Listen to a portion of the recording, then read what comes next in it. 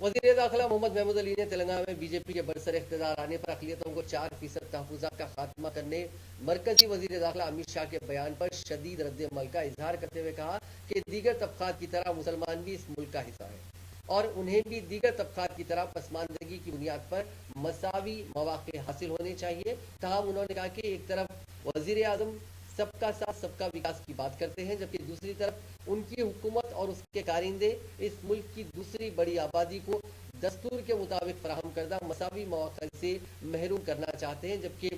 वज़ीर आला चंद्रशेखर राव रियासत तेलंगाना में समाज के तमाम तबक़ात के साथ मसावी इंसाफ की फराहमी को यकीनी बनाने के इक़दाम कर रहे हैं। महमूद अली ने मरकजी वज़ीर दाखिला के दौरे हैदराबाद के मौके पर की गई उनकी तकरीर को झूठ का पुलिंदा करार दिया। सहाफ़त को जारी करदा एक बयान में वज़ीर दाखिला महमूद अली ने कहा कि दरहकीकत अमित शाह तेलंगाना हुकूमत की कारकर्दगी से वाकिफ नहीं है, जबकि वो सिर्फ उनके कायदीन की जानिब से फराहम करदा सियासी रकाबत पर मबनी स्क्रिप्ट पढ़ गए। जबकि वज़ीर आला KCR की क़यादत में रियासत तेलंगाना ने तश्कील तेलंगाना के बाद हर शोबे हयात में तरक्की की है।